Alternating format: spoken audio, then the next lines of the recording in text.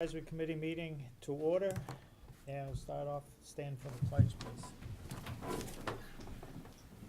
I pledge allegiance to the flag of the United States of America and to the republic for which it stands, one nation, under God, indivisible, with liberty and justice for all. All right, let's see.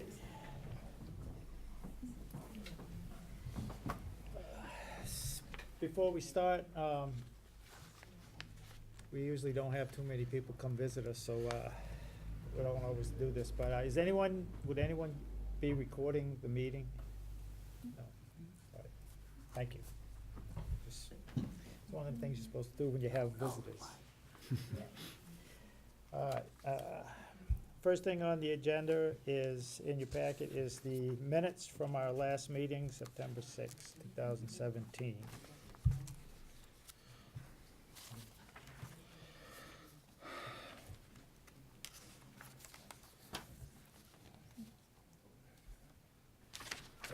I did make the correction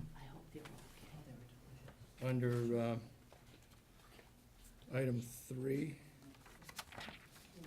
motion to approve the minutes from the previous meeting by Will Smith. Thank you for changing my name. Yeah.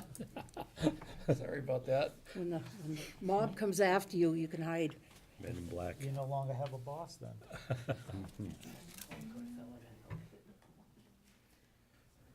What's the protocol for asking questions? Excuse me? What's the protocol for asking a question? Can I just ask a question? If you raise your hand, then You can? If you go to a selectmen's meeting, you can't, but you can hear. What's If you that? go to a selectmen's All right. meeting, you Hold on. can't. You have a but question? can hear.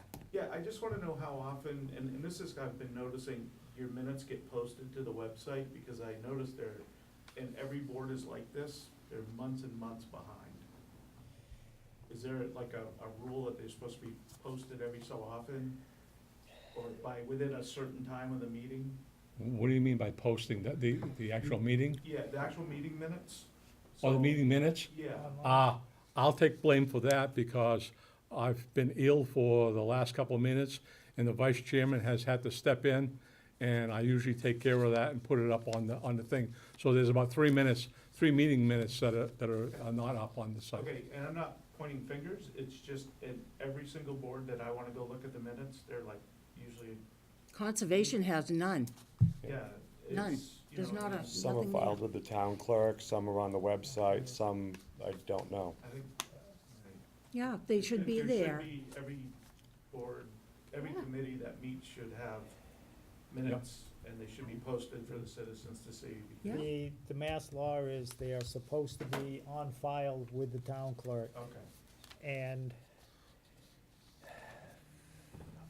off the top of my head, I cannot tell you the time frame, but I do know that it's in a timely manner, and if someone asks for them, you're supposed to be able to produce them, including draft minutes at the end of this meeting. If you said, hey, I want a copy of the minutes, oh, thanks. you can get them draft, but the time frame, off the top of my head, I cannot tell you, other than I know you're supposed to be in a timely manner, and any executive session minutes, periodically, you are supposed to approve them and release them, if at all possible. Wait, just because if I decide to come to a meeting, I'd like to know what happened at past meetings, so, okay, thank you. But there should be there's always an agenda Alright. if you look I online. get that, I get the email. Yeah, but he's right, because conservation, I went to look and there's nothing there for like a year.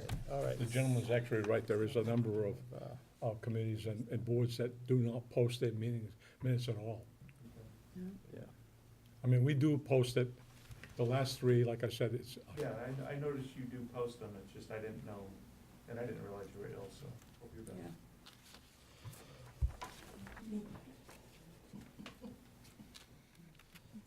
Okay, so we have that one spelling.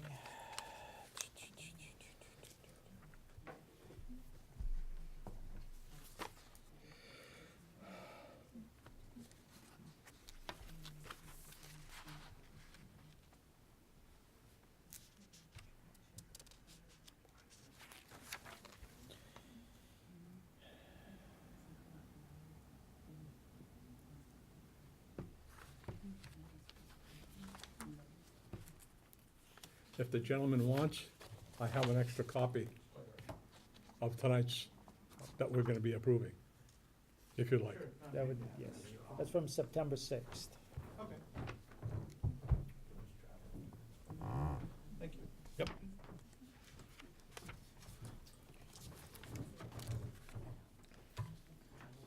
I'll make a motion to approve the minutes of September 6th.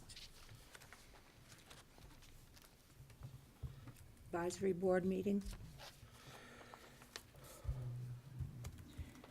Have a motion to accept the minutes. Is there a second? I'll second. Have a motion and a second. Second by Will Smith. Yes, sir. We have a I celebrity. didn't change my name after, even after the last meeting. We have a celebrity sit-in. Okay, we have a motion and a second. Other than the spelling correction on the number 3, is there any other Nothing I see. corrections or issues?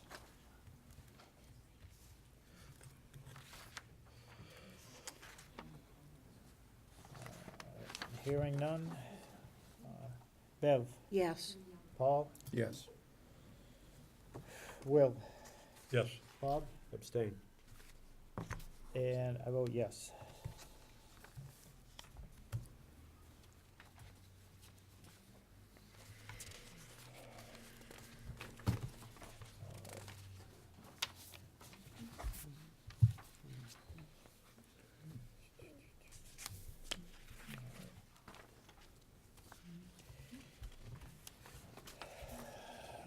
Under budget versus actual, at the last meeting, there was some discrepancies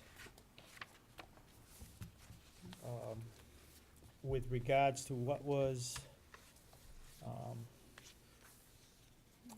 on the page out of the budget book with the numbers, the thing that they have changed, how they report, the lack of detail with 120, 130, 135, and it's, the new budget versus actual is pretty generalized. So I went to the annual town meeting and I found the motion for the town budget. And it has the amounts.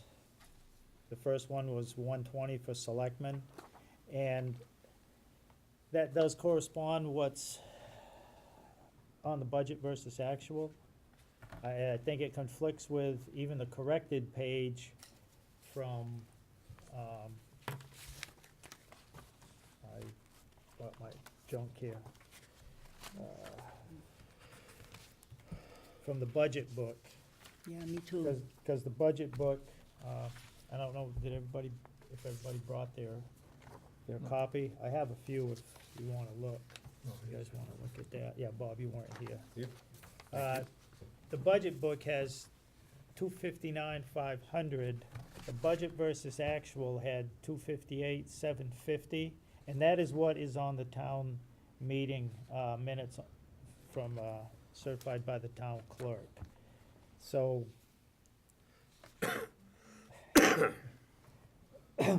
with those new, supposed new fund numbers, and with this, claim from out of the selectman's office and the town accountant that town meeting approved a new budget format with new numbers. The book that we have has one total, and the budget versus actual, and the town meeting has a different one. But the town meeting record and the budget versus actual are the same. The budget book numbers, even in the last updated correction page that they handed out, which was 6A, they differ. So, but the two documents that we generally look at, So 258,750 is what was in yes. budget versus actual, it matches what was approved I at the recall I annual went town on my meeting. phone and that's the one I looked up, and it matches the BVA, as a matter of fact. Which one did I bring?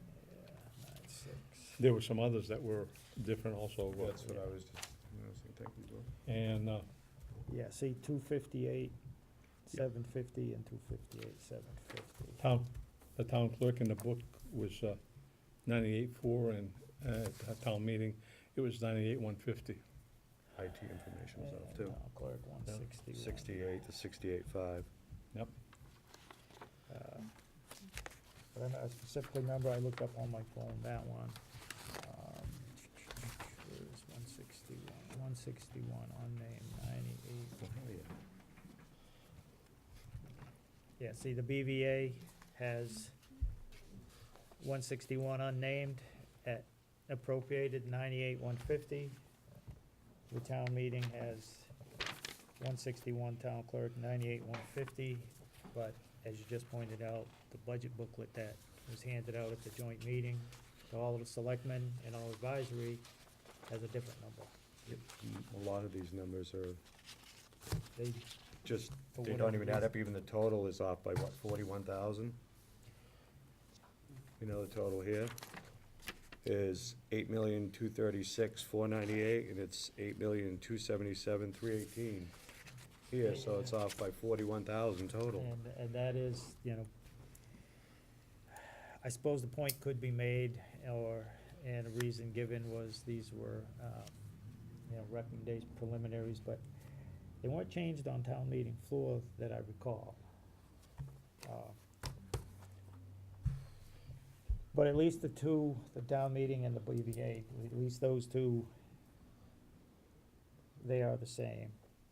They drive, and that, The real issue to me, Mr. Vice Chair, is that when you have a document such as this that was in the town meeting book, if there was changes, we should have been notified and giving another copy.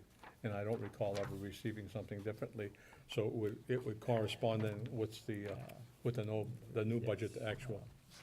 I know 6A was a change, was an update, because it was originally page 6. Now, if they did something else again, I don't know. I was just concerned with the budget versus actual and the town meeting, what's reported on the town meeting, if those numbers were the same. Because if town meeting was different than the BVA and the BVA was different than the budget book, then Then that would be a big real big problem. issue, Yep. from my point of view. I just, two match, and to me, they're the most important ones. So this year, if they stay with the same format and they stay with those books, which I don't know if it's gonna happen or not, if the change happens with regard to the town administrator, but that would be one thing to keep an eye on. So, Mr. Chairman, for the meeting minutes then, could we just repeat that one more time, what the total budget book amount was, and we're using the town administrator recommended amount? Is that the one that we're using as that we're comparing it to? I was gonna say, you're right. Yes, the town yeah. administrator recommendation has 259,500. Yep, I got that one on the total, 8,236,498, Yes. this one here, Uh-huh. And versus the BVA, this one has 8,277,318. 318. So Okay, the thank you. BVA and the town meeting record jive.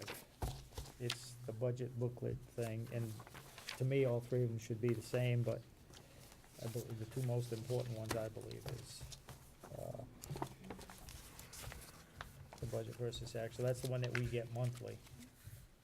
So if we keep track of the allocated or the appropriation with a town meeting record of what was actually voted on, as Mhm. long as them two things stay the same, unless there are transfers, and then that is something else we have to keep up with, but as long as them two are together, I can overlook the book, but it would be nice if they all matched.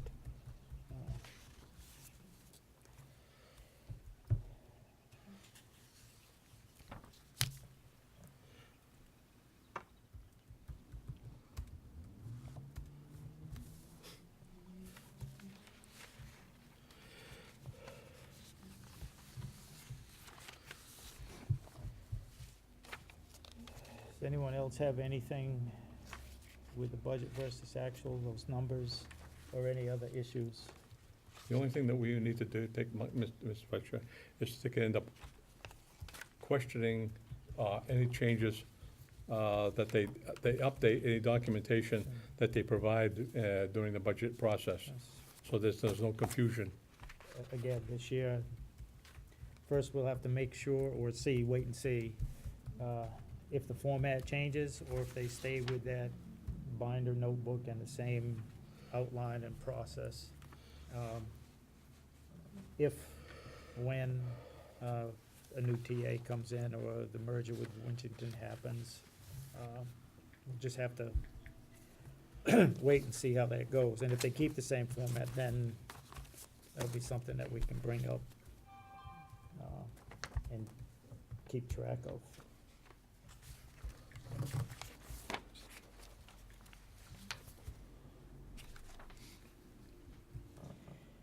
So other than that issue, and again, that was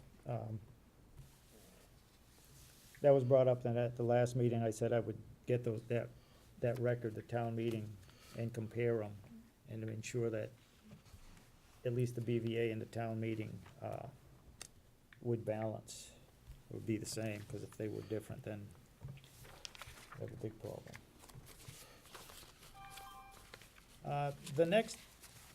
The next couple things in your packet are some articles that were in the paper, and I don't know if anyone made it to these meetings, but the last couple of selectmen's meetings.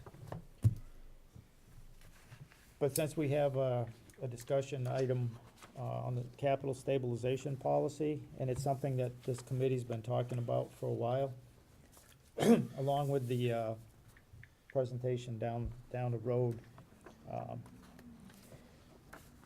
Under the goals of the selectmen, when they were discussing things,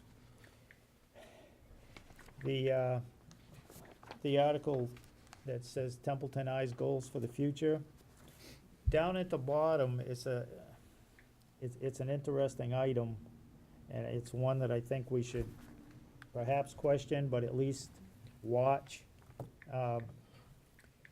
Where they talk about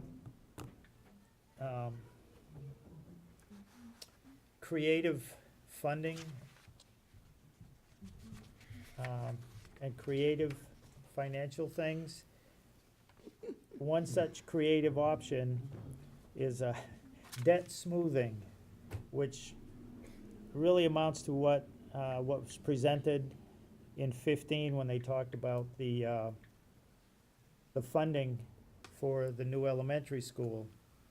And in here, Vice Chair Cameron Forte, the one creative option is we consider Proposition 2.5 debt exclusion overrides as a line of credit, meaning if you get a debt exclusion for X amount of dollars for X number of years, and again, this goes back in '96 when they did the new high school, and that was a debt exclusion, and I think it's about 52 cents, 54 cents, something like that, on the tax rate for 20 years.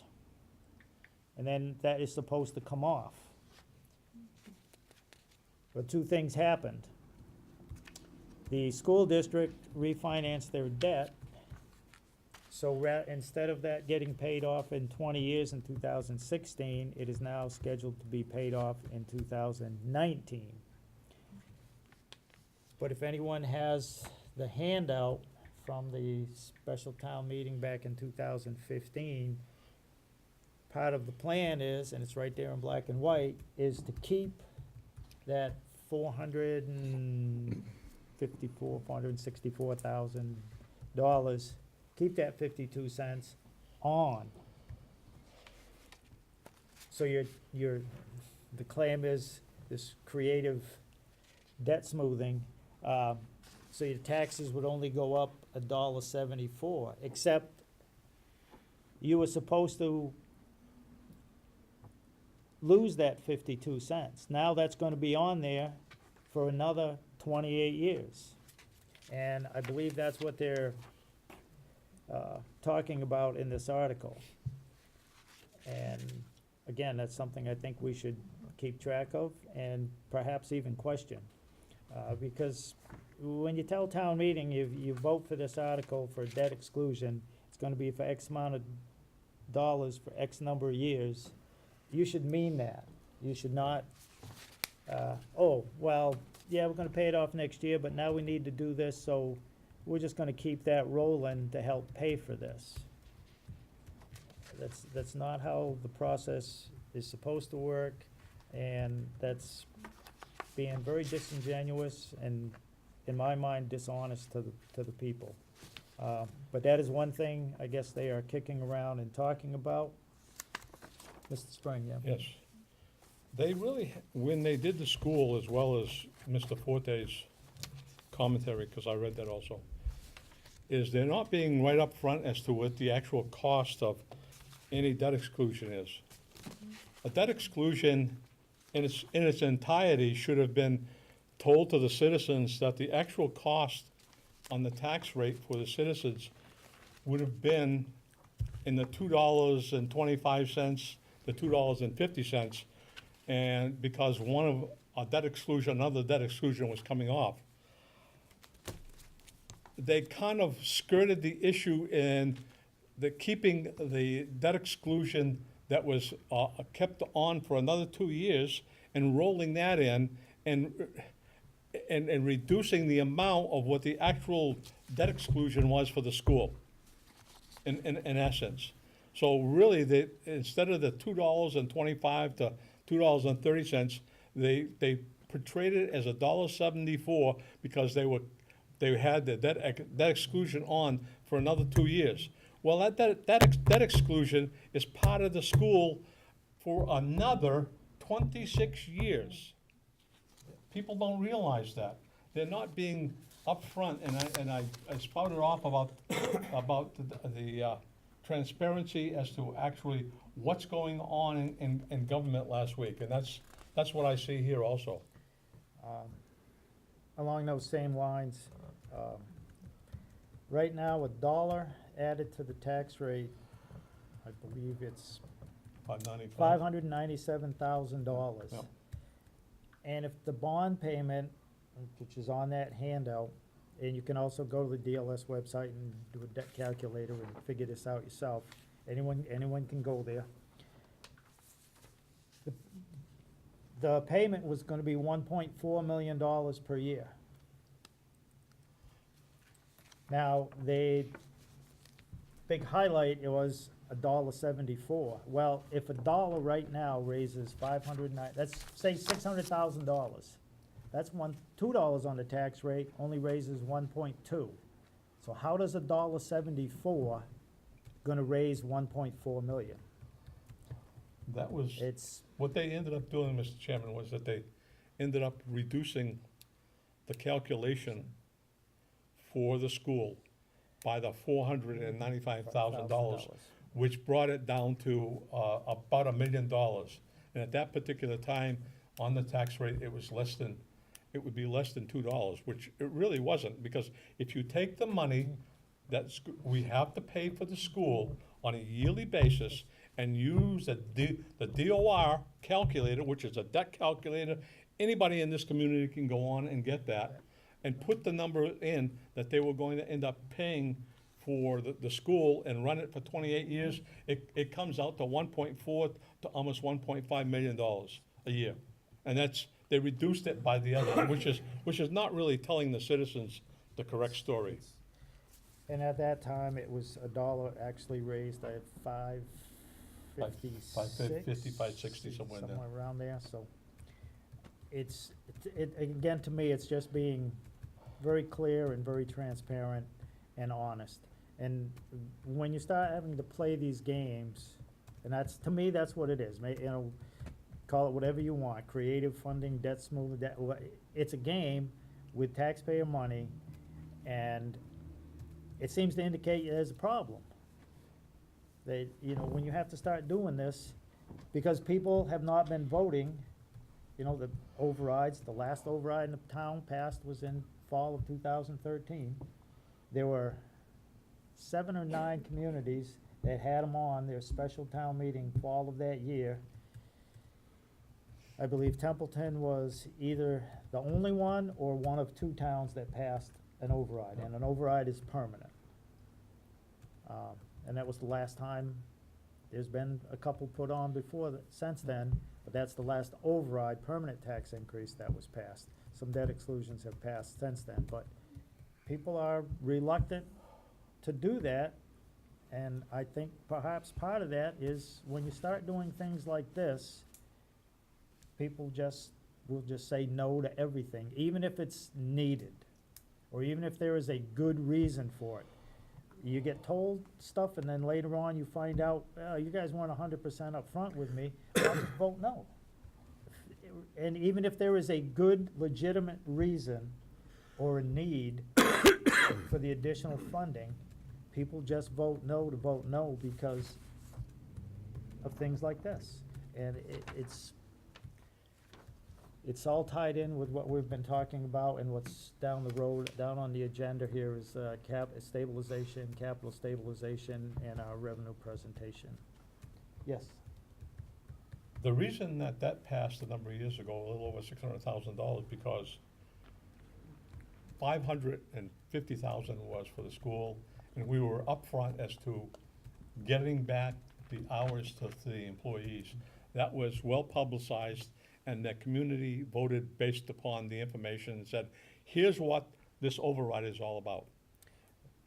And talking with people about what the finances are for other times for overrides is when they get information or they're told one thing and they see something else, they're not going to pass an override.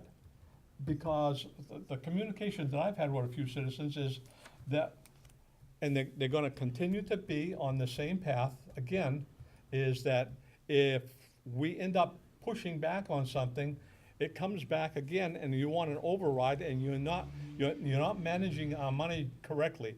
If you are upfront as to what the override is for, and you might end up getting people to take and vote for it. But this type of thing, this 174 versus 2 something for the school, people understood that. They could end up seeing that the 435,000 was going to be on for a couple of years, and then 26 years more of that. I'm hearing pushback as they're not about to take and end up paying for an override at all in the future, because our select board and administrator haven't been forthcoming with the correct information. Yes, sir. Yeah, Mr. Chairman, I happened to be at this meeting when we were discussing all the capital planning purchases for the highway and so on and so forth. And the thing that strikes me across the line with all of this is we have no system in place that carries any of these capital improvements from one board to the next board, to the next board, to the department that actually, utilizes the equipment. Which, came up partly in that meeting, was that, our capital improvement and capital planning, whatever you wanna call it, is, for all intents and purposes, non-existent. I think last year, earlier this year in March, no, it was April 4th, actually, when I went to my only capital planning meeting, as the new member, was the first time that there was a quorum on the capital planning, and, as long as anybody there could remember, for a date. 2011. It just goes to show exactly how we're dealing with the finances and planning and, equipment. How can we financially manage anything if we don't know what we need, know what we have? In that meeting alone, I was looking at the capital planning master plan. And I'm not picking on any department here at all. But it was, they were looking at Sanders for the highway department. So all I wanted to know is which ones were being replaced. There's 3 listed on the master plan. And they're talking about they have 5 Sanders. You know, it's just that simple. Why? Why don't we have all 5 Sanders on there? They're gonna be needing replacement. You know, we didn't even know which ones we were replacing. So, you know, it really gets to the basics of what we need to do. We can come up with all these different ideas on how to, finance and how to this and how to that, but until we have a plan on what the hell we're doing, it seems pointless. Yes, sir. The capital plan is supposed to be all-encompassing. As we saw this past year, and just as a reminder, we have a police station that, for a debt exclusion, that wasn't on the capital plan. The school wasn't on the capital plan.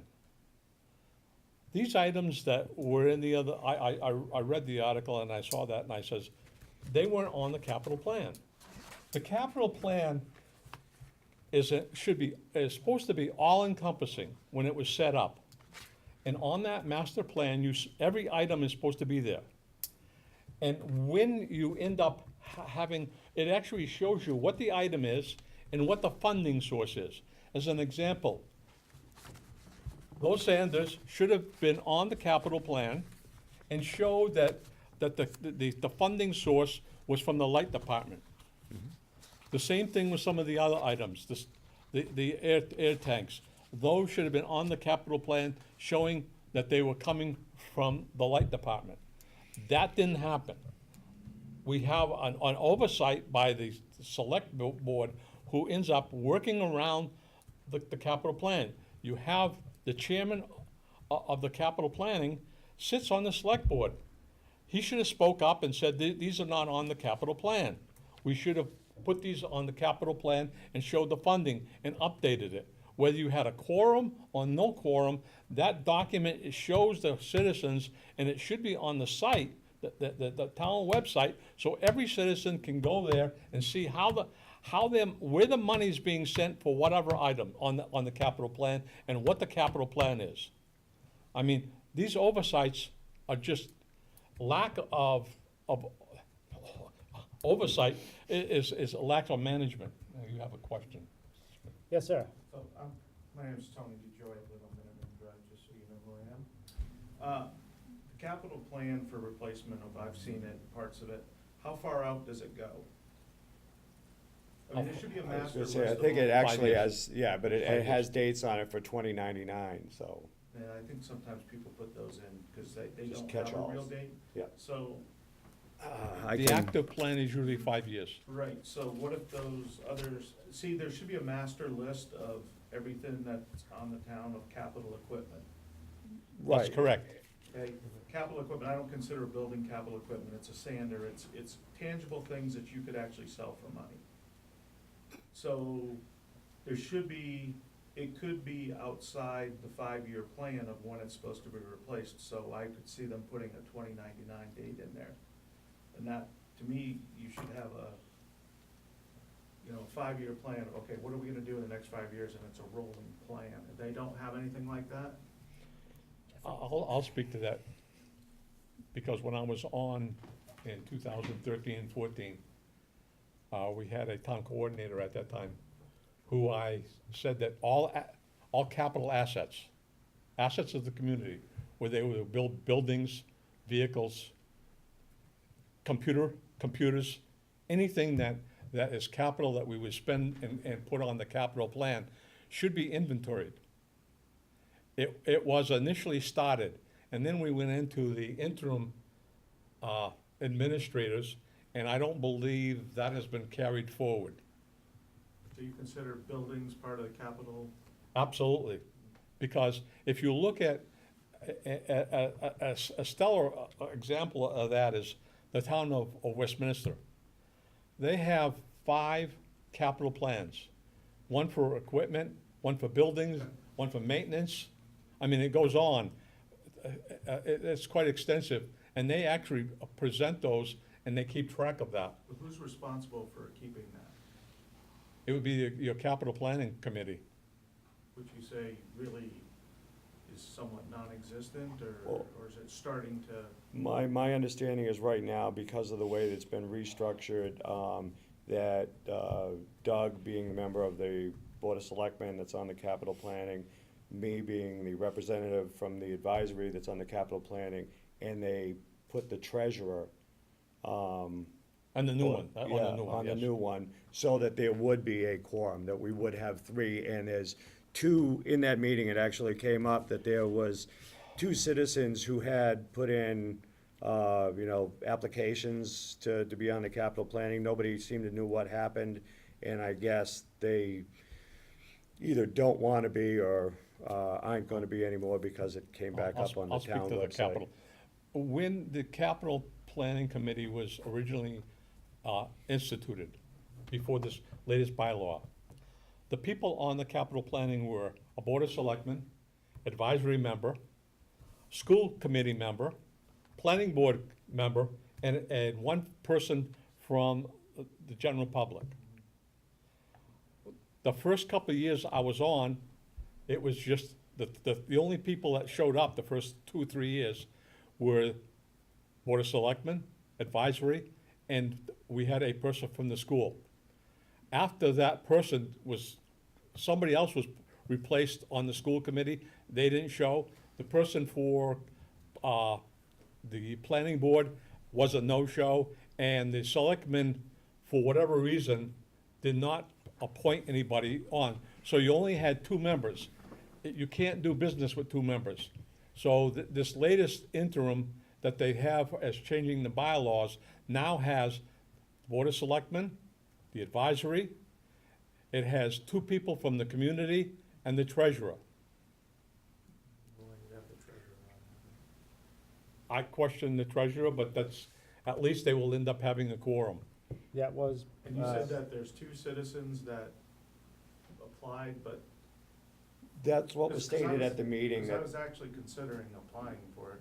that was what was stated at the meeting, that 2 citizens had previously applied, but they didn't know what happened to it, they were gonna look into it, Carter said he was gonna look into it. It seems to me that you get there's a lot of work up front to figure out what's what, but then you go to the departments and, hey, police chief, what's your plan, of what's your need to replace vehicles, same with the fire.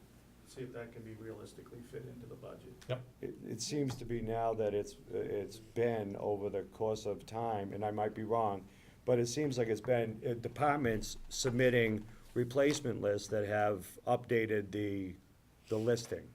They You know, prioritize the yeah, list every year. Yeah, okay. So, Every year, the departments submit a new updated to the plan. Because you haven't got a quorum, the last couple of years, they haven't officially been able to present from the capital planning. They have it, the chart shows everything, and it's up to the selectmen that they can follow through as to which capital items that will be funded or not funded. I mean, I do like your idea of having separate capital plans of maybe one for buildings and structures, one for vehicles, one for office equipment. I mean, computers need replacing every now and then, or whatever. Bev? Part of the problem we've had in this town is that we go from crisis to crisis. And I am not kidding you. When I tell you 19 years, this is no lie. We have laid people off and hit rock bottom about 4 times, without any exaggeration. In the 70s, they started stabilization for the highway department and other departments that we had in town. Well, that lasted until the next time we were broke, and they ended up stealing the money for something else. So our roads are gone to hell, because there's been no plan there. Jeffries Road, you can't even drive down it. You have to drive down the wrong side of the road. And until we can stop that, live within our means, we are not gonna be okay, because we will be in trouble again. But, listen to me. Now that you've got every department in this list has got supplies. Astronomical amount of supplies. Way back when Jeff Ritter was here, he was going to put that all together That's right. with a one place where everybody could get it. So everybody's got the same copier, everybody buying the same paper, we're not all over the place. That fell apart. I spoke to a man last Christmas who built a nice house in town. He was very adamant that he didn't feel he should pay more taxes. People that come to town don't understand overrides, they don't understand debt exclusions. A lot of what's gone on lately has been very emotional because people voted for something that they have no idea if they can even afford. And you know what? I'm really, really, really afraid that there is gonna be a bomb going off, and it isn't gonna be coming from Korea. It's gonna be when the bills get in the mail, and these kids that are up to here in debt, and the old ladies and the old men that I love in my town, open that up and find out they are in big trouble. So, these are all things that we have to get a handle on, I don't disagree because, with what you're saying. you know? And I have seen it through the years in tax rate since I've been here. But I've also seen, and I haven't been to a lot of the town meetings and different board meetings, but there seems to be, and this is just a general statement, a very adversarial relationship between the boards, no matter who's on there. There's been times where the select board couldn't stand each other, the people that were physically on the board, and I think they stopped progress in town. I think now that there's other boards that they don't agree with some, nobody's sitting there and saying, okay, we gotta knock this crap off, we gotta come together. But and figure the out what's people best won't for go to town. the meeting anymore. It's that bad that the citizens, the people I talk to, I say to them, will you please come?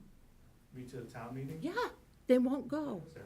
They got shafted by the school, and they refused to come back So because, I have a little different opinion on it. no, this is All right, probably But way, that's not- no, that's not- way Excuse me, before. excuse me. We're Way getting- before you no, we're- came. Bev, please, we're But I getting, think, thank you, Mr. Spring, for your, we're getting on the way capital off topic expenditure. here. I think that But was very good. that's That a helped me problem. understand that, and that was really, we're getting way off track. The gentleman brought up Now an back issue, if I to, could, just talking about it briefly, he brought up an issue. One of the things that, you said adversarial positions on some of the things. One of the things is that when you have your board of selectmen that don't follow their own policies, the bylaws, and mass general law, and it's pointed out by this committee as well as other folks, that's where the adversarial thing is. They don't like to have it pointed out to them of their not following what they should be. And that's been an ongoing issue for years. I mean, at one particular time, this board was actually, as one of the past people that were on it, is Charlie Perkins. For a number of years, he said that this advisory committee was defunct. Why? Because anytime stuff was brought up to any board of selectmen as to what they should be doing, it was put down basically, and people were not interested on being on a committee that you try to take and look up for the citizens, and you have your elected officials doing what they want. Until the community stand up as a whole and say, these are things they're not doing right, it's gonna continue. I mean, unfortunately. to that point, a second article from, concerning the Board of Selectmen, it's from this weekend's Gardner News. They're basically talking about town departments coming up with budgets and looking at things that they need to replace. And one item is the self-contained breathing tanks for the fire department. And they bought 15 of them at a cost of $14,910. The one interesting thing here is whether these types of necessary equipment items should be, in the future, be included within a capital planning budget or purchased out of a department's own budget line item is the question, and town officials are currently looking at the options. If you look in the town bylaws, there is a capital plan bylaw. And in that, it states that any item with a cost of over $10,000, and I believe it's also a life of more of 5 years. Is that Yes. aggregate cost? Yep. Yes. Yep. And whether or not it's a single item of 10 grand, or if they add up to 10,000, they're supposed to go through the capital plan. We have a capital, plan, fund, capital stabilization fund. It's only got, less than 2 grand in it. Do they have a discretionary fund? That's like a savings plan to buy, you fund it, and you put funds in it. So where did the 14,000 come from? The 14,000 was going to be funded from donation from the light department. Another $2,800 was going to end up coming from another source, and I can't remember what the source was, because in total, it was $16,000. But the question, or the thing that catches my eye is, they're trying to decide if they're gonna buy these items out of a budget or out of the capital plan, when we have a bylaw that specifically outlines how you are supposed to do that. And to Will's point, that's where some of the adversarial Yep, no, I would agree argument with that. comes at. We have a law, we have a rule. If you don't like it, or don't wanna follow it, then put it before a town meeting and see if they wanna change it. So- Otherwise, follow the bylaws One that of they the were things- voted on. One of the things that's always confused me is money from the light department, so they bring in X amount of money and they give the town, you know, I don't know, is it a percentage of their You're profits? supposed or- to pay a pilot, It's a, pay in, no, it's a percentage of, usually it's been, they're at leftover revenue. Like if they bring in X amount of revenue more than what their costs are. Okay. They So- have- So they're not a for-profit really company? No, because Okay, they so- are part of the town. So if their expenditures for a year are $1 million, I know it's Yeah, much more than whatever. that.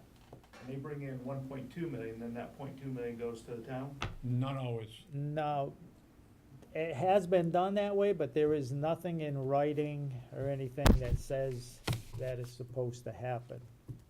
To the It point that was kind of made, operate like, sometimes it seems like they try to operate, and I say they, the light commissioners and the general manager, like they're independent or outside of the town, but when they went to borrow money, they found out that they are part of the town and they had to go through town meeting. There's mass general law that states that. Mr. Chairman.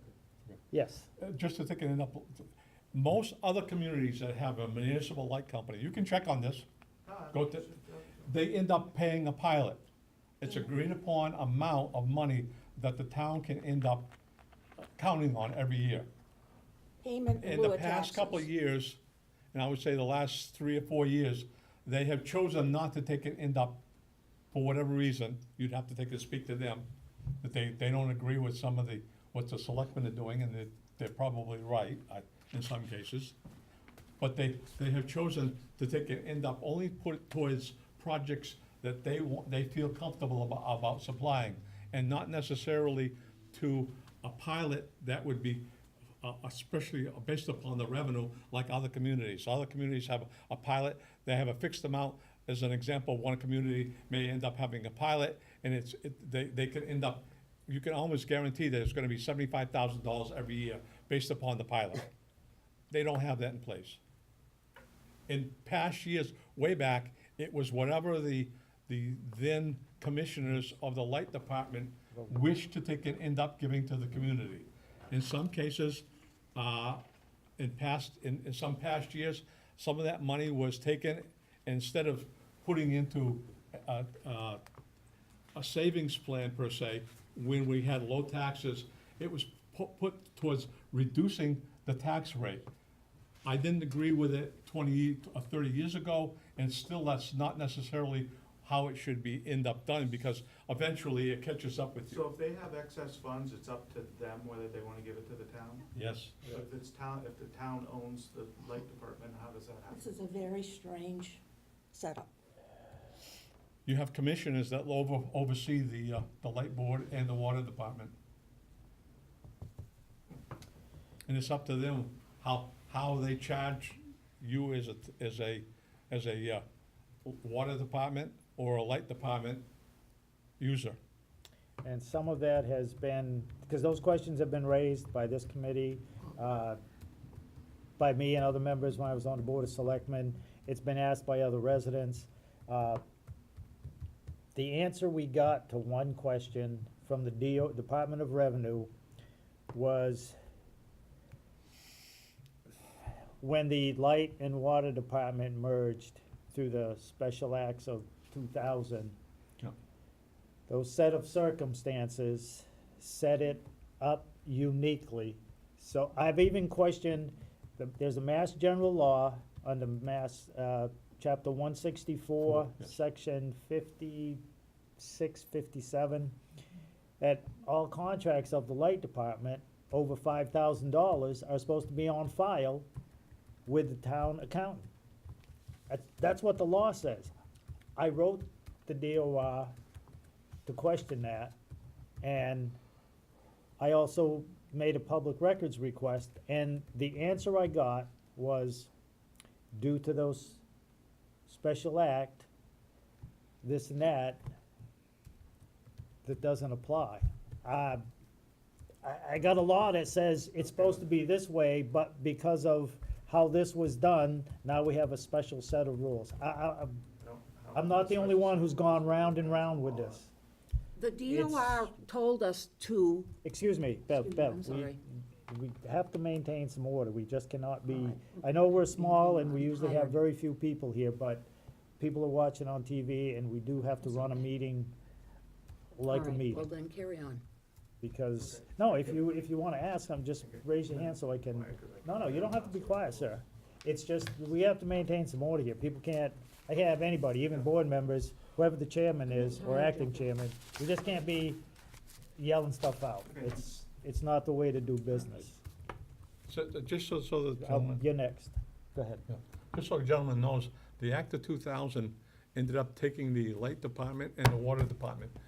One of probably, the only one I can think of in the state of Massachusetts where you have the light and water department under one commission.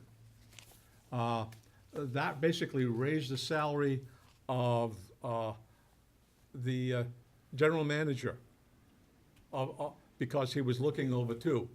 That's presented some, and you can end up checking that presented the fact that the retiring general manager increased his retirement substantially. He's the third highest in Worcester County. I believe there are two. Littleton is the other town that has a light and water. That's, to my knowledge, it's the only two towns that have that unique thing.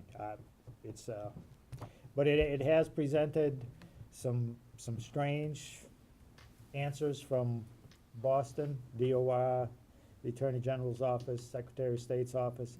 It has been a contentious issue for different boards of selectmen, different members.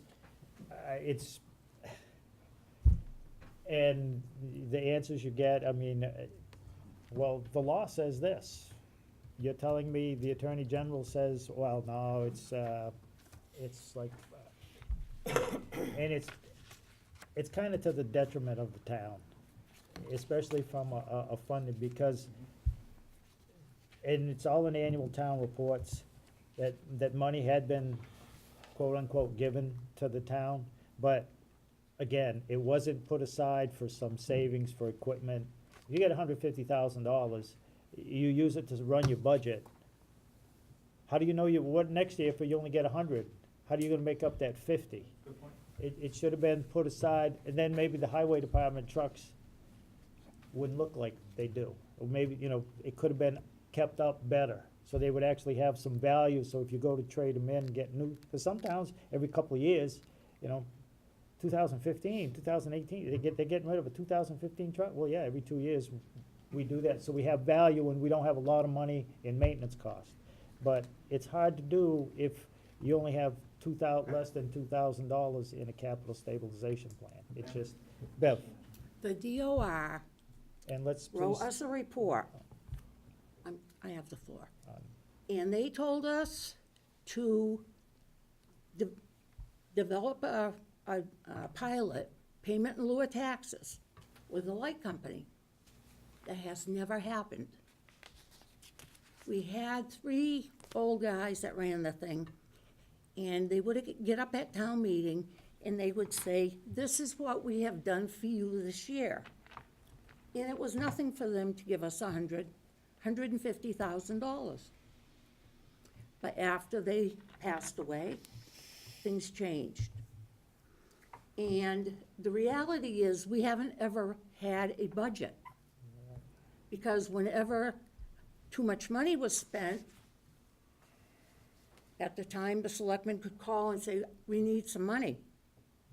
So the coffers got brought back up to where they belonged. So, because then I think the commissioners felt that we were wasting their money. I think that's how they put it. So now they are willing to do a project. But it depends on what project. So at least, thank goodness, they've bought what? Sanders? They've contributed something, which is, we cannot do ourselves because there's just no money. Yeah, I don't like the idea that they get to pick and choose what they I find. know.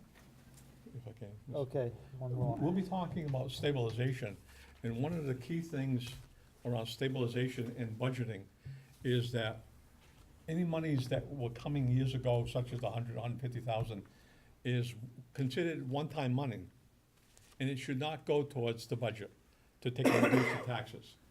That got the town in trouble years past, and some of that, I guess that your commissioners saw that. Stabilization for this community, and you'll hear us talk about the numbers later on, is a key to end up working out the finances and leveling that out so that you can procure equipment and keep the town basically running, so you don't have stuff that's falling apart, such as we have with the highway department, et cetera. And I think we'll talk about that stabilization. Thank you for the I information. want to ask one question.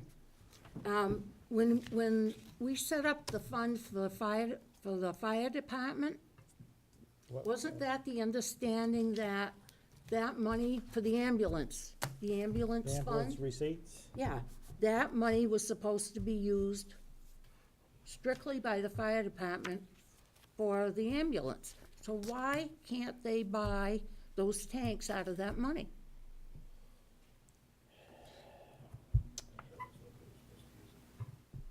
Short answer,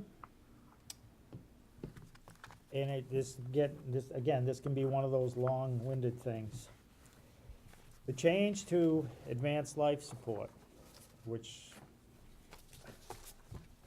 I personally feel the town would be better off bidding ambulance service out and having a private company provide it and pay the town a fee. I don't care if it's 25,000, 100,000, 75,000. There would be no cost to the town other than to set up that original agreement and then have money coming in. But, that's not what people wanted. So they go to ALS, now you have to have updated equipment, updated training. You have the ambulance, you have to have more drugs, certain drugs, those drugs have to be stored, you have security. You have a requirement of staffing. You have to have at least one paramedic riding in that ambulance. You have to have certain number of hours covered, and that's why there's 2 full-time firefighter EMTs, paramedics coming on in the 18. The next year, there's gonna be 2 more. That's where that $100,000 shortfall in the fire department budget was. And the following year, they have to cover 24 hours. The revenue from that ambulance service is either stagnant or going down. It's not growing, and it's not as much as was given, estimated, guessed on, whatever it may be. Gardner is running into the same issue. They are not bringing in the revenue that they estimated or they thought they would. It's the way it goes.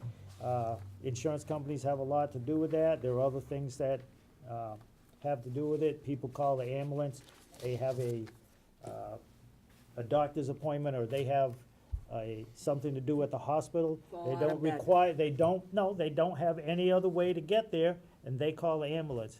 And instead of $150, $200, $300 run, it's $75. That's what the insurance company will pay. And if you've gotta pay two guys per diem, $50 each, and you only bring in 100 or 100, say you bring in 150, you only have revenue generated of $50. It's a little more in-depth than that, but basically, that's what's happened.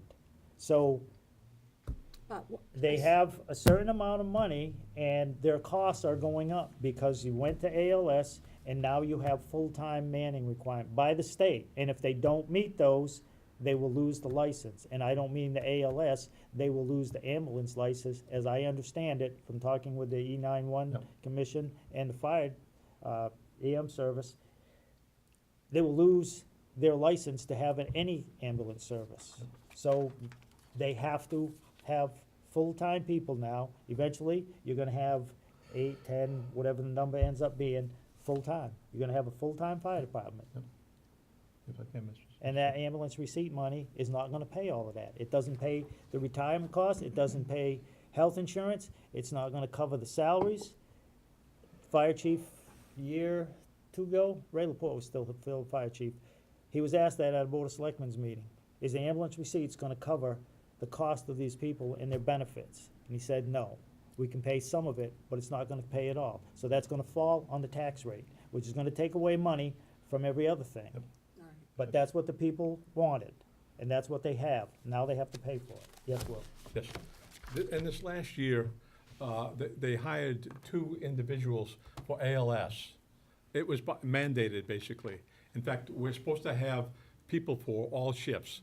In this coming year, in 18 budget, the cost of 2 full-time equivalents or full-time employees is about $150,000. By the following year, not only will you have to say, if you're gonna keep ALS, not only will you have to take and end up paying for the ones that we put on in last year and the ones this coming year, but you will have to put on additional sets of 4 people to cover all 4 shifts. That's an additional 400, I think, over this year and the year after. If you look at the 2 individuals every year and 4 the second, that's a total of $450,000. To take and end up pointing out what Mr. Bennett was pointing out is, that's an increased cost in order to take and end up, that's gonna end up impacting the budget at some particular point. That we can't end up generating enough money from ALS to go against the budget. So it's gonna have to come through taxation, somewhere along the line. They're gonna have to look at it or not do ALS. That's the choices. And we've talked about this in prior meetings, I mean, to no avail, and have brought this up to the selectmen. But still, And again, that's where some of the adversarial and disagreements, because as you can tell, I feel strongly about that, because it does affect everything. And again, they push it and get told, and people, oh, no, we gotta have this with this, and I know, it's a small town, people know people on the board, it's like anybody who was elected, my family, my friends, I got this, I got that, I gotta do what it takes to get reelected. And it just happens. But the fact is, yeah, ALS, it sounds good. It sounds good. Oh, yeah, all these guys, they do, never said they don't do a good job, or that I admire them for volunteering and stuff and putting up, their free time, getting a phone call at whatever time in the morning. But the reality, the money, the cost, you have to think about that and what's best for the town. Point of order, Mr. Chairman. Yes. Can we move on to Yes. the agenda? I mean, we could go on. No, that's. There's a lot of issues So that we have talked about, we get unfortunately. to, It's gone to deaf ears. the stabilization policy, particularly the capital. And as was brought up, there is a bylaw on the books already that covers that. And the stabilization fund numbers, they are not nothing to write home about. The general stabilization fund has a reported balance of $95,540.17. The capital stabilization fund has a balance of $1,958.95. And the Pajari stabilization, which is a member of the community who passed away and he left his home and stuff to the, that fund has a current balance of $9,267.79. So all told, you add up all three of those, and we got a little over 100,000 in savings. And I think since 2005 or six, the town has passed through its coffers about $4.5 million in the so-called free cash or money that's unexpended. So each year, whatever that amount was, in some years it was 200, 300,000. But over the years, if that money had not been used to fund the budget, woulda, coulda, shoulda, maybe, but this $4.5 million that was going through, managed properly, we would have better savings, and equipment could have been replaced on an ongoing level, and you wouldn't have this big run to say, how are we gonna replace all of this stuff that needs to be replaced? Never mind the stuff that has to be done every 2 years, 5 years, mandatory, like police bullet-resistant vests, they have a lifespan, 5 years, you don't wanna wear something, I don't know when the last shooting of a police officer in Templeton was, but you don't want that one to happen and, oh, well, if his vest would have been replaced, so, but that's the reality, that's what we have. Let me Yes. I'm just going, most communities, it's a percentage of, the stabilization, general stabilization fund is generally a percentage of the operating budget. The operating budget for 18 is about $15.6 million, give or take. That should be minimum now. 5% should be about $780,000 in stabilization. 10%, which is the upper end, which is basically there's quite a few communities, it should be about $1.6 million. As you heard, $95,000 is nowhere close to even the bottom line number. So stabilization is used basically to take and end up smoothing out the ups and downs of the finances of a community. And we haven't, in the past, what it's been used for is to take and reduce the taxes rather than on an ongoing basis for the budget. For the budget, they've used it in the budget. I will point out that, I looked the last, and in the sheets with the totals, back in 2012, there were 2 transfers from the capital stabilization fund. It was Article 45, it was $11,044.47 to fund the 3rd year of a 5-year lease purchase for a cemetery department dump truck. The lease is kind of a bad way to go, but at least the capital stabilization was used for a capital item, to get a truck. And there was another one, Article 53, $12,830 was used to basically rebuild a 2007 Crown Victoria police cruiser. I think the cost of a new one at that time was $28,000, $30,000. And they sent it to a company. The city of Gardner had done it a few times back when they used to get Crown Vics. Had done it a couple of times, and it saves money. And I talked to then Police Chief Dave Whitaker, and he said, oh yeah, they replaced this. It was like, I go, all of that for 12? He goes, yeah, he said, it's amazing. Yeah, but But- I don't think it worked out too good. Now now everybody's switching like to the SVUVs and this and that, but it's, and I think this past year, we bought they bought another cruiser, but it's not, obviously not out of the capital stabilization fund, but that's two examples of at least the money that was there was used for a capital item for a change, rather than transferred out to pay, say, one year they took money out of the general stabilization to pay the Worcester County retirement bill for the town. Now, that tells you that somewhere along the line, money, either enough revenues doesn't come in, or it's being very poorly managed. When you have to when you gotta start robbing your savings to pay your bills, a yearly bill, that's a big alarm. Yep. And again, back and forth questions, how to do it, plan for this, that, again, it leads to a lot of adversarial stuff.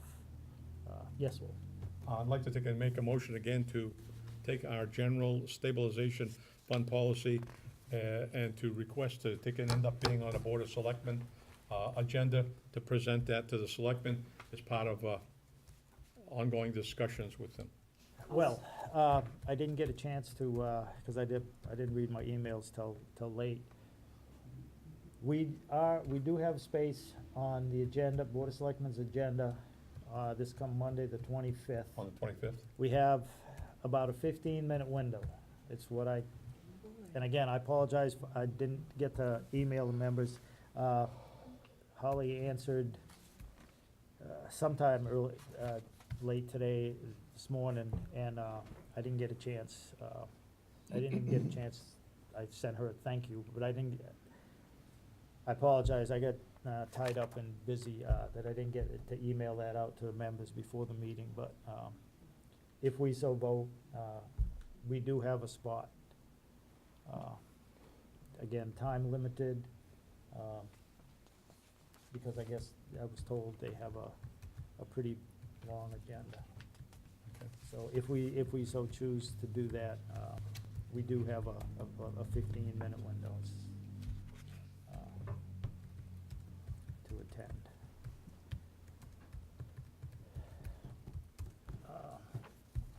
And that would tie into Do you need the, a motion on that, Mr. Chairman, to take it? I would, if, but I would also like to kind of tie that into number 8, the presentation that Paul has been, or has worked on. I So- forget, I know last time we talked about it, we had suggested some updates or changes, and I don't know, we never really, I don't think we visited that We didn't talk about it. again strongly. I don't know if that's something that is ready. I know the stabilization fund policy and having, pushing the idea of having something, a budget item to regularly fund that somehow.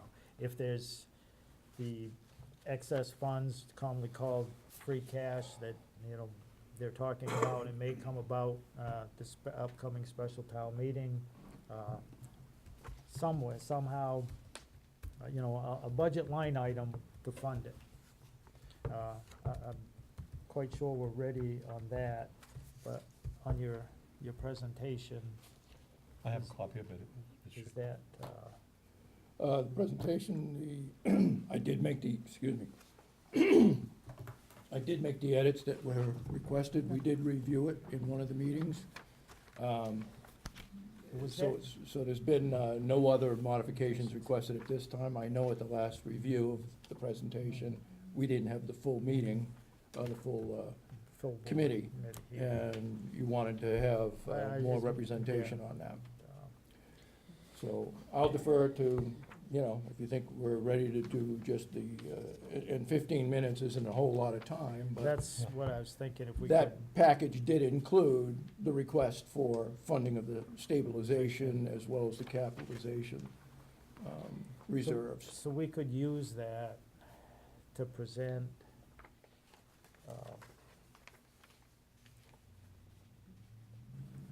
for lack of a better word, our argument for, or our case for some kind of policy direction on funding and utilizing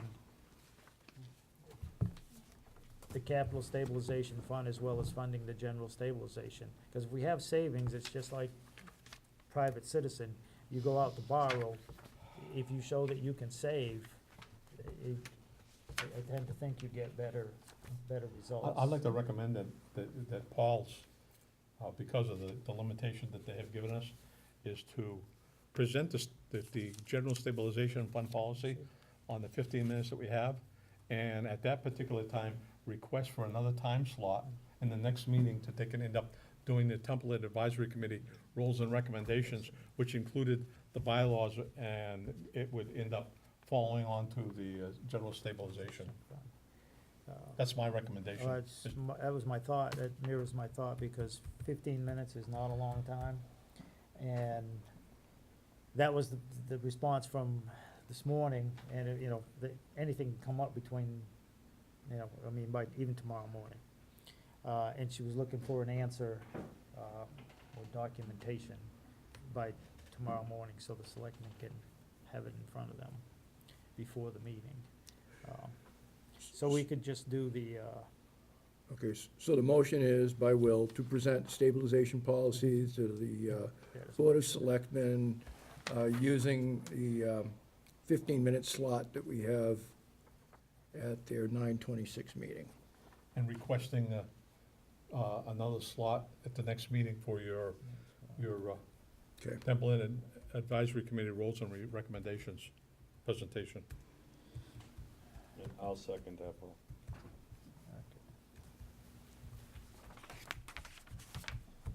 Other towns do that, yes, they do. so there's no reason why we can't.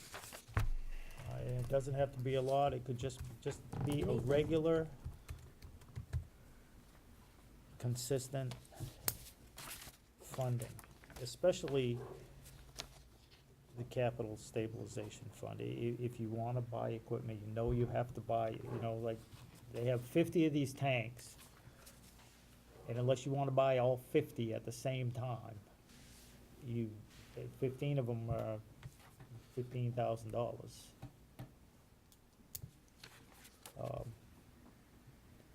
And that was one point that was made, rather than having to buy all 50, they would, Have a buy so plan. many at this time, and then the following year, and try to get into some regular rhythm. And that would take,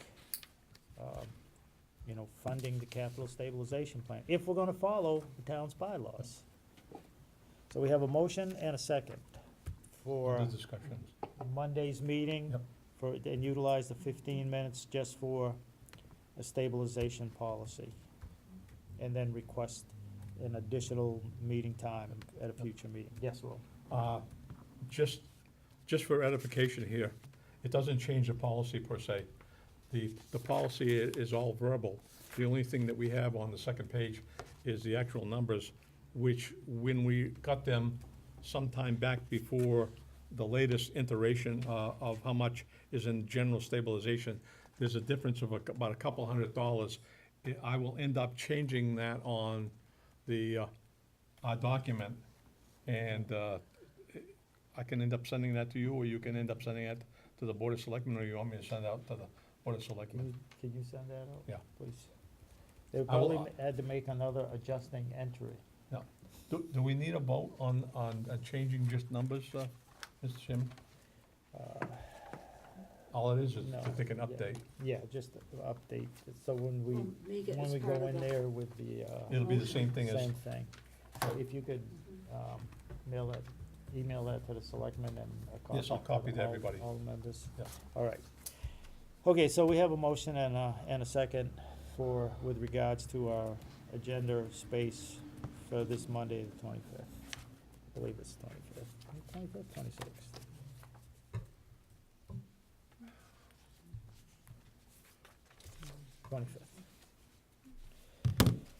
All right, any further discussion, any questions? All right, on the motion, Bev, Yes, Paul, Yes. Bob, Yes. Will, yes. and yes.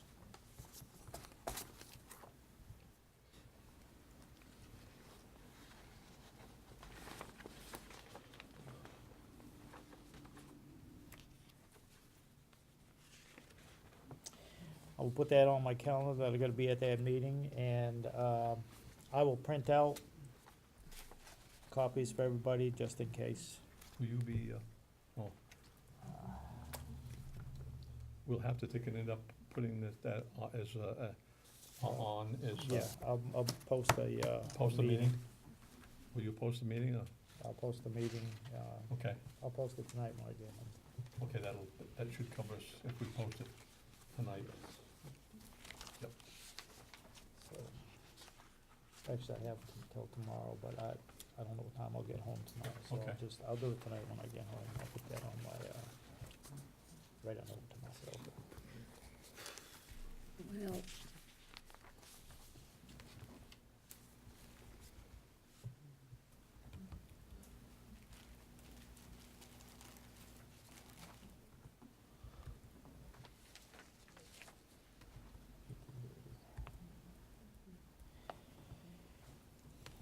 It'll be Monday at, 6:30 here, I believe.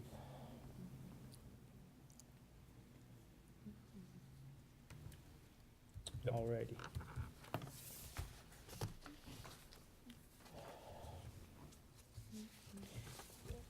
One thing, Paul, I never got the update. I never even got the original email, That's when you were having a problem. which And- reminds me. I can give you this copy of it right now. I have a copy here. I got an extra one, so, Oh, do you? Okay. yeah, this one.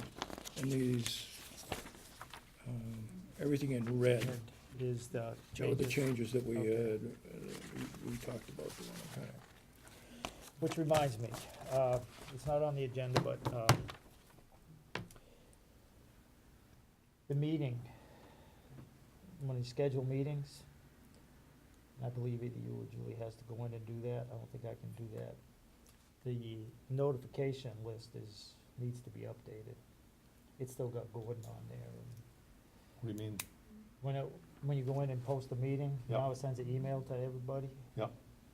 Well, it's still got Gordon on it, and, I don't know how to take that off, because I'll when you, email Carol Harris and see, when you My end town up doing that, government. okay, that individual requested notification when he was chairman.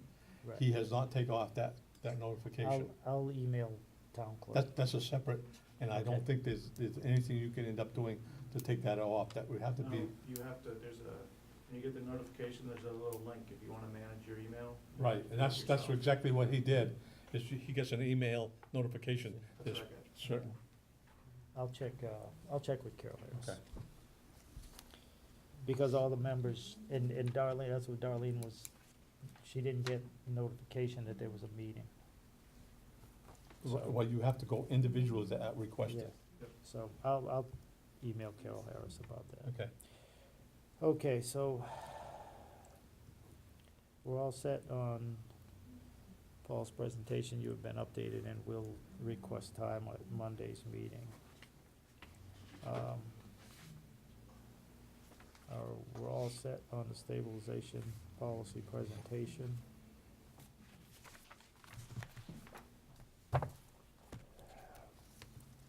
Okay, let's see, boom. roles and responsibilities are also on that presentation.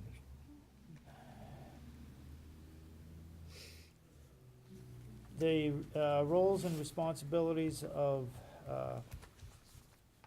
the advisory committee. Does everyone have the CD that has the finance committee handbook? Yep. Financial management for town officials, I don't know, maybe there's some. 2 or 3 others on there. Yep. Items on there. Does everyone have a CD? Because I have extras if you do not. Everybody was given that. Right, okay. But if you misplaced it. You can even go online now and you can find, it'll take a little searching. You can find the Board of Selectmen's handbook, and it also has chapter, a little section in there about the role of finance committee / advisory warrant committees. And on that note, if anyone hasn't noticed, on the Mass Municipal Association page, you no longer need a password. They've opened it up. Apparently, not enough members were going into things, so it's wide open now. Any person in the community can go to the Mass Municipal Association. There's no more like a member section. It's a big headline on the top. It's now open. That's recent, Yes. Last few months or because something. there was basically a forum area where you had to sign in. Yes, there was a members area and not enough people were logging in, so they figured, why do we have that? So they've just opened it up, which is a good thing, I think. If you're interested in that kind of stuff, now everybody can see everything. You can look up. They have a lot of neat information if you're a political junkie. But, so on that page, you can find that. You can, look at the CD. You can just type in, you can Google, finance committees, you can go to the DLS. They're another one, they have a lot of, manuals and stuff to talk about, what we do, how we do it, or how we should do it, why, the reasons, and even your roles with regards to town meeting and the Board of Selectmen, and that sometimes can lead to, some verbal excitement, shall I say. Because,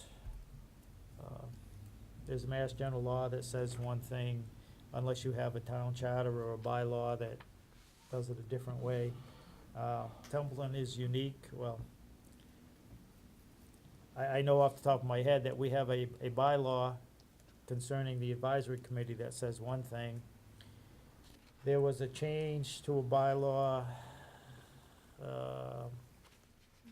section 4(3), which gave the budget, writing presentation to, the town administrator. Then that was changed, and one thing was replaced. So now we have no more bylaw that says we created a town administrator. We have a bylaw that says the town administrator, in conjunction with the selectmen, will put together a budget. Then we have another bylaw under section 7 that says the advisory committee will do it. That was brought to town council. He answered with and outlined couple different ways to probably come up with a solution. One was to have a meeting with the Board of Selectmen, and basically we'd shake hands and say how we're gonna do this. That has never happened. It's The been other requested. option was, I believe it was requested, but basically there's been no communication on that. And the other suggestion was to go to town meeting floor with a bylaw proposal change it, or just put it to town meeting. So there's a conflict of our role Yep. versus their role. It would be nice if we actually took the lawyer's advice, since we paid for it, and actually did something with it, but it is what it is. That was brought to the chairman of the Board of Selectmen, Mr. Kaplis, by myself, on a number of occasions. And as you see, he has not taken this. I initiated that conversation, but no action has been taken. And it has been discussed at this committee's meeting, last year, I think, when we got the answer. It was in an email form, so it was sent electronically. And again, this is nothing about us, them, me, him. This is about town bylaws and how the town is going to run. And we have one bylaw that says one thing, and you go down the page and your bylaw says the opposite. Which the hell one are you supposed to follow, and what are people to think when they look at that? We spent taxpayer money having the town attorney read that, look at it. One question was, well, you took section 4 and you replaced it with section 4. Did you mean to have a section 4A, or did you really mean to replace the section 4 of the town administrator? And with regards to the advisory committee doing the budget, you either have to go to town meeting and change that, or you have a sit-down meeting and, okay, you do this part and we'll do this, or no, you can do it all. But get the town bylaw straightened out for the benefit of the taxpayers. I mean, that's what this is all supposed to be about, what benefits them. Not me, not my friends, not them, not you, not your point of view. It's supposed to be about what benefits the town. I know we can argue different, we have a different way of approach or something, but it's something simple like that, changing the bylaw, straightening the bylaw out. Especially when we have advice from, and a lawyer who looked at it and said, oh, okay. First of all, did you mean to do this or this? And there's 2 ways to fix this. But we haven't even attempted to fix it, which, in my opinion, just adds to the mess. Yes, Will? The bylaw for the advisory committee goes back a number of years, way back when. It's Article 4. And I think it's Section 405 that spells out that we're supposed to be doing the budget presentation to the community. We didn't even have a column, as I pointed out last week. A majority of the communities that have advisory committees do it that way. The advisory committee makes the presentation. When we ended up getting at a particular point in 13, the selectmen didn't stand up, thinking in that, doing the budget as initiative, and that dropped on the advisory committee with little or no warning, with little or no experience, and getting information from a finance team that was basically new and didn't know what they were doing, and wrong numbers were gathered from them and presented budget issues for a couple of years. Since that time, we're supposed to have gotten a better finance team, hopefully. But during that time, that the selectmen didn't stand up to end up doing a budget, one of the selectmen had put in that the selectmen are supposed to initiate the budget process. In other words, send the documentation to the departments and request that. Somehow that has gotten turned around to the point where it's been changed a couple times, and they have just pushed the advisory committee out of the loop completely. And as you can see, on a number of occasions, we have gotten pushed out. So that was spelled out by the lawyer, and like I said, I discussed it with the Board of Selectmen chairman a couple of times, and he hasn't taken any initiative. I asked if they can end up meeting with them, and he basically refuses to put us on the agenda for that. I mean, he's refused that they can end up doing a couple of things, and I'm gonna be talking about that under the open issues, and if we can go into that, Mr. Chairman. Yes. Okay, under the old issues, the advisory committee webpage, I was gonna take and end up, unfortunately, I have been sick, and I was gonna take and end up talking to the other individual that has access to that, so I can't give an update on that. One of the things that we have seen is that, and I talked about this last week, is the fact that we have not necessarily gotten good coverage from the perspective of what the advisory committee, as far as the open meeting law presentation. The Gardner News has chosen to take and end up only giving one side, and has never come to this committee to ask what was submitted and to the AG or whatever, unfortunately. Which, last week, we saw a person come to our meeting, and he talked about the fact about breaking the bylaw.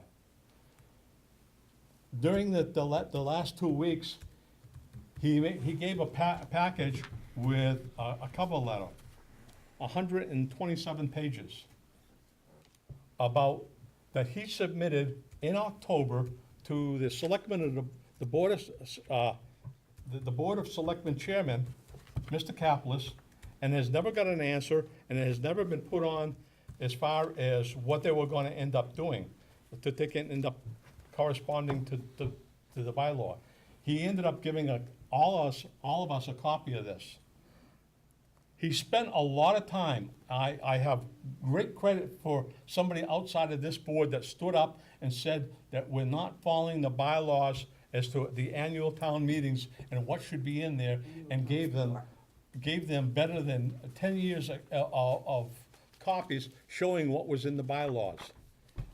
That's a lot of money that this gentleman spent and has sent that to the Board of Selectmen, and nothing has ever been done. No response. And I mean, if he hadn't come to this meeting and showed us as people that have complained about stuff that hasn't been on the annual reports, we would have never known that.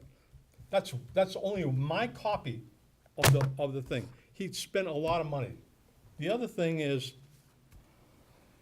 and I'm not gonna end up going on that, I talked about that last week, and it just bugs me, the fact that we don't have laws being followed, the selectmen don't follow the bylaws, Mass General Law, and their own policies. And we have a spin doctor that spins things as an administrator, and he's been in trouble other communities. This is all put in the papers from other communities. They didn't do their thing. Moving on to the next thing here is that the status on the old emails. Since I've been sick, they did the changeover.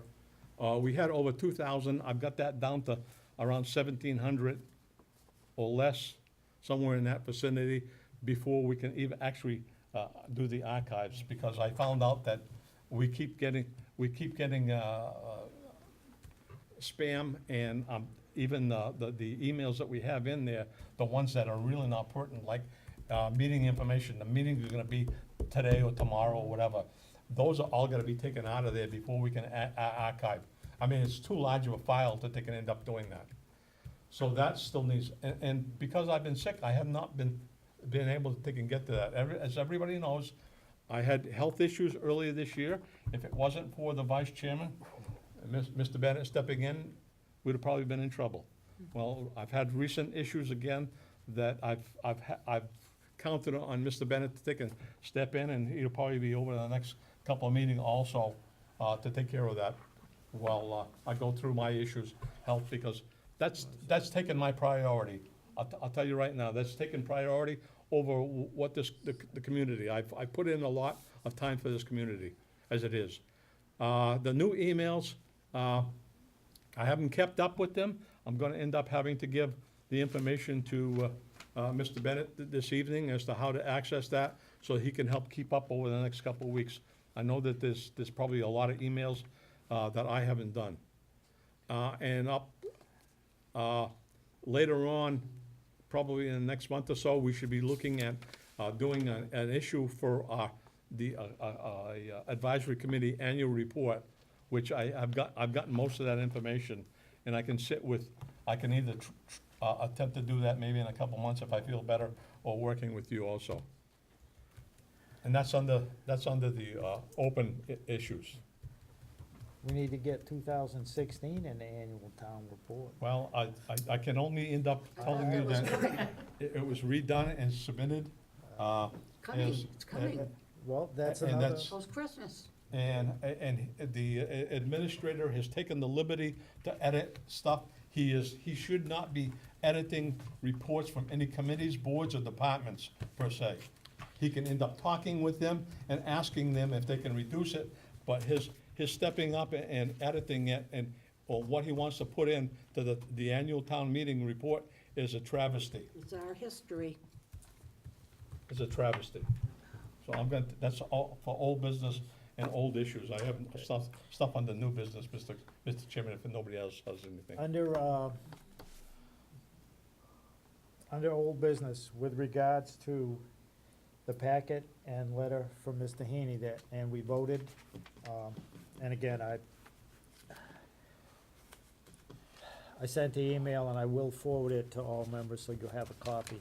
I did do as we voted, and I did include, the cover letter and the letter to the Board of Selectmen, with Mr. Heaney's question as he requested. I sent it to, Director of Accounts at the DLS, Mary Jane Handy. I'm gonna send it hard mail with a receipt to them. I also sent an email to, Zach Blake. Those two of the people that were at the, joint meeting we had with the selectmen when the DLS, DOR people came in. I'm having a hard time finding Mr. Cronin's email, so I'm just sending it, I'm gonna mail hard copy letters. I emailed the budget to actual, the end of the year one, with our concerns, questions of the lack of detail, such as up until August of this year, you could look in the budget versus actual and see how much, for example, the taxpayers spent on health insurance or group insurance as it's listed. Now you no longer can find that listed separately in the budget versus actual. I also sent electronically the questions we had for the town accountant due to the budget for actual numbers changing over several months. You know, the 1 month it would have this appropriation, the next month it would have this appropriation, and, you know, how can that be? And the answers that we got, I sent the cover letter that Mr. Heaney sent to the advisory committee. I sent the letter that he sent to the Board of Selectmen a year ago with his questions of, you know, where does a resident stand? What's his recourse, or their recourse, when selectmen fail to follow Mass General Law and town bylaws? No surprise, or at least not to me. So far, no response. Not a, we'll look at this, nothing. It's not the first time I've sent questions from this committee to the DOR, DLS, and received nada. When he dropped this off, I had asked if he had heard from the chairman, and he has said no. He said he was told, I'll get back to you, and that was over a year ago. So, the local officials are ignoring the residents, taxpayers, this committee, and so far, the state officials. They come to a meeting, they talk nice and, oh, we're gonna do this, yeah, we think you're doing that, it's up to you, blah, blah. Ask them questions. This is financial stuff, I mean, and this is a resident who's, he printed out one of these packets for everybody on this committee. But be that as it may, he sent that a year ago to an elected representative of the town, and he doesn't even get, He's also mailed it also. I'll look into that, I'll meet with you, he gets nothing, nothing. And this is probably gonna, He also has in there showing that he actually certified mail. certified mail copy it. And, I'm sure this will put us more in good graces with the Board of Selectmen, but this is serious stuff, and it's a lack of transparency when a resident takes the time to do that much work, and he doesn't even get so much as, I received it, I'm looking at it, I'll bring it to the board, he gets nothing. No accountability. Nothing. It's, sometimes I wonder why I even walk in this building, but, He should at least presented it to the selectmen, as I got this from them, and give them a copy or something on their agenda. don't tempt me to do anything, good idea. No accountability, that's what it is. So, anybody else have, I just wanted to update you that like I said, I will forward the email, copy of the emails to everybody, just so you, I just like, so you know, I sent it, but, just so you have it for your records, in case something comes up. But again, we voted on that, and I did do it, and but I am gonna send a nice letter and, copies of the information, put it in an envelope, send it to Mr. Cronin, and I'm sending it, to a few other people. And I will let you all know.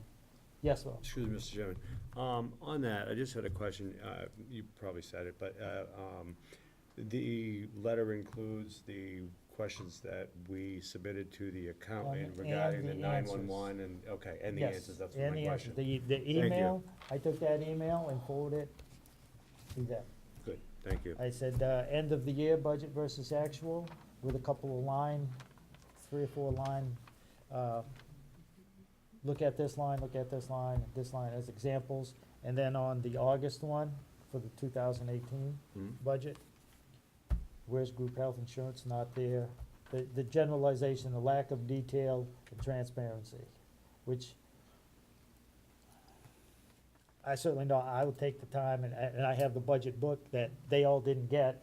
I dig through that and do the addition and stuff and take the, you know what, some people know I will put in the time to do that, just to find the number. This gentleman comes here, he doesn't have that book. They weren't given out to everybody, so he doesn't have that. And if he wants to know how much you're paying for health insurance, you're not gonna find it by going online and looking at the town meeting vote, because it doesn't show it. You may find an answer, or anyone, contacting the Board of Selectmen's office. But why do we have a town website? Why do we have budget versus actual? Why do we have a annual town report?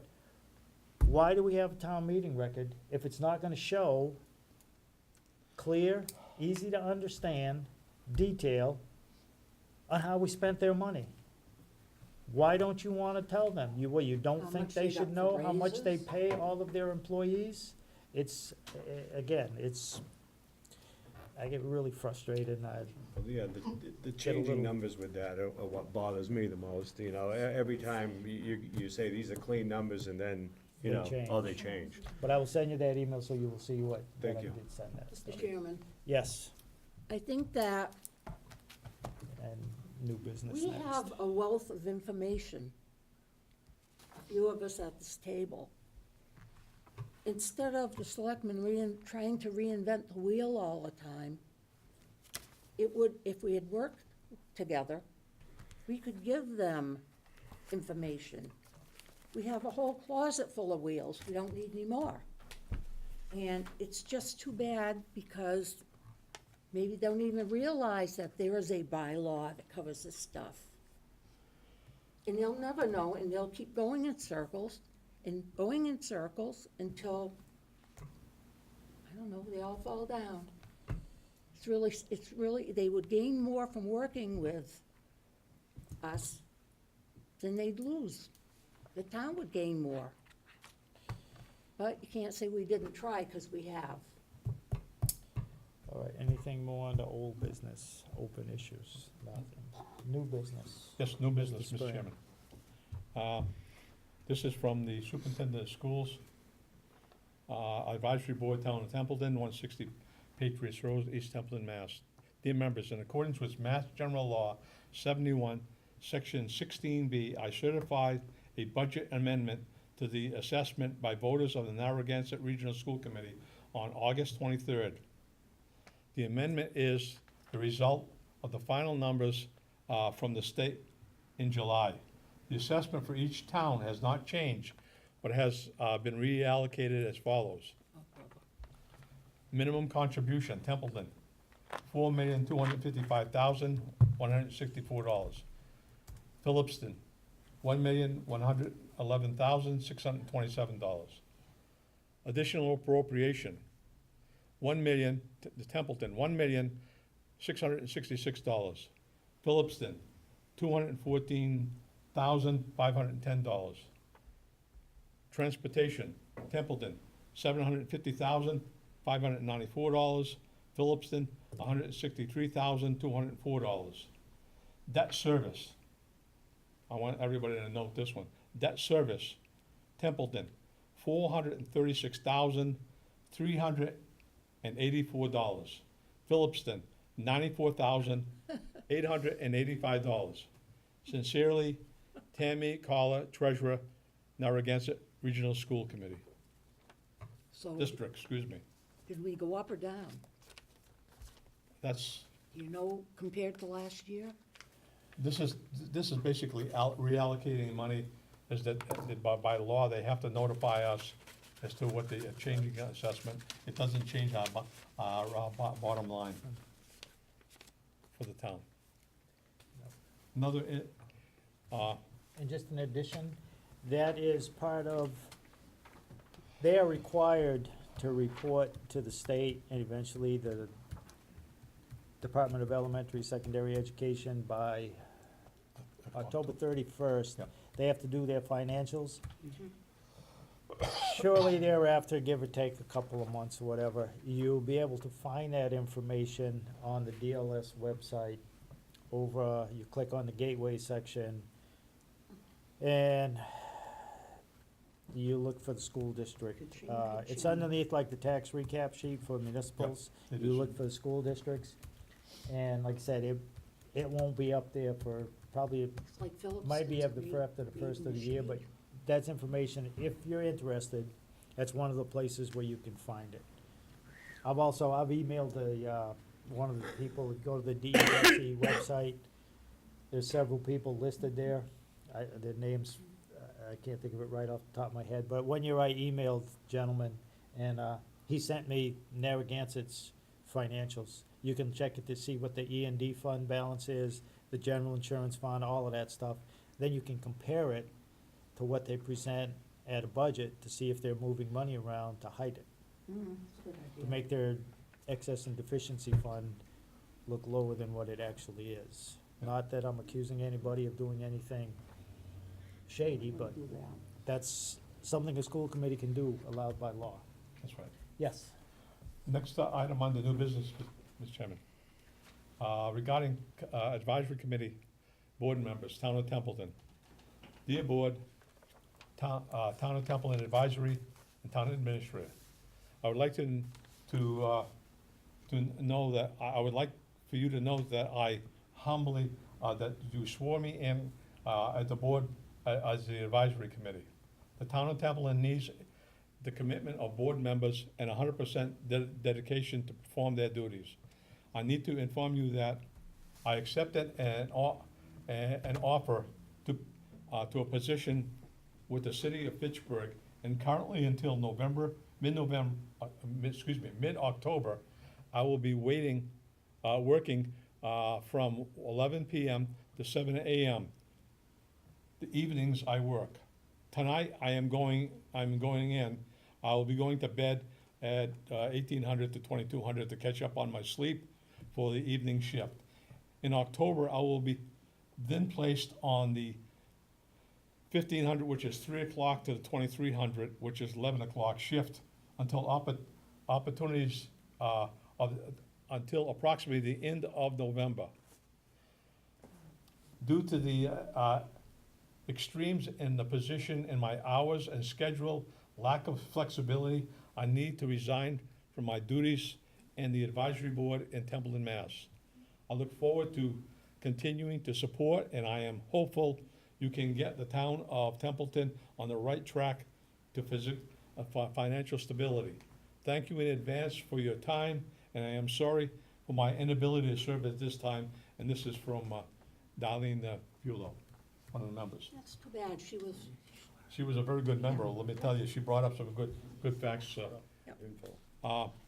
When I received that at about 3:45 today, I took the opportunity to attempt to reach one of the people that had submitted an interest thing, and that person has been contacted, wasn't able on short notice to take it, end up making it this evening, and hopefully at the next meeting, they'll be able to attend, because I went to the first board. In fact, this individual's interest form was received on May 18th of this year. There was another one that was put in by a gentleman later. It was actually in June. It was received by us in July. So I'm going to her first, as she has been there for a long time. So I would end up saying, we need to accept their resignation. The email did copy the town clerk. We probably end up having to update the members list once we put a member on and submit that to everybody out there. I'll make a motion to accept the resignation from Darlene with regrets. I'll second it. All right, a motion and a second to accept the resignation of Darlene Bulow from the advisory committee. It's too bad, because she had some new face, interesting viewpoints and participation, which is sorely needed, but. Any discussion? I don't think we have any. Bev, Yeah, Paul, Yes. Bob, Yes. Will. Yes, with regrets. So what's the process for appointing someone? Who appoints another person? Yes. Who appoints somebody on here? If you look at the town bylaws, Article 4, within 30 days of the annual town meeting, the town moderator will do that. If we have a vacancy during the year, interest forms come in, and this committee will end up appointing somebody onto the committee for the duration of Until the town meeting? until the next town meeting. Okay. And at that time, he will end up appointing somebody. But we've had a couple people that have put in applications, Okay. or interest forms, I should say, not applications. Curious of the process. There is a process.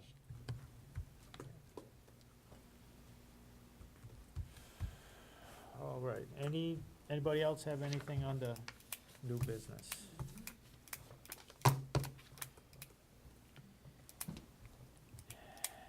Anybody have any comments or questions or nothing? Well, every once in a while, we get a little excited at our meeting, mostly because, I think the members take it seriously and sometimes we, pushing that rock uphill and it just, it rolls down on you. we don't always, Gotta move we don't fast. always, hold our tongues. So, we had a, Before we Pretty long adjourn, I'd like to agenda. take and end up thanking Mr. Bennett for stepping in again for me, since, I think he's done a good job. I know he's got time constraints. I'd at least like to recognize that he's been able to take a step in. If we didn't have a vice chairman, we would probably be in trouble. would have our scribe be doing this stuff. It's a trickle-down effect. So I'd like to take and end up thanking you. I want to do it publicly again. Yeah, it's not easy. A lot of work to run this committee. That's all right, I'll go have a beer on that one. Well, as you notice that over the last couple of months, even after my illness, I tried to take and end up delegating some stuff for other members to do. And I will probably end up asking them, for the vice chairman to do the same on some issues also. I'll have a discussion with him, when I give him the email address for. You know, the only thing I wanna say is that people that watch these meetings, you have to go to town meeting. This is what people died for, so you can go and vote for what you want, and if you don't understand something, you can ask. I don't wanna be shoveling up the hill. I need somebody behind me. We all need somebody behind us, and we're working for you. The people that live in this town and pay taxes. Hard-earned money. That's it. All right, You notice I try not to take and end up talking too much this evening about my frustrations. And I'd make a motion to adjourn, Mr. Chairman. we have a motion to adjourn, is there a second? I'll second. Motion made, second, anybody got anything to add, no? Okay, Well, Bev, all said and done, Bev? yes. Paul, Yes. Bob, Yes. Will? Yes. No. I think we should stay, talk some more. All night, right? Meeting is adjourned, thank you.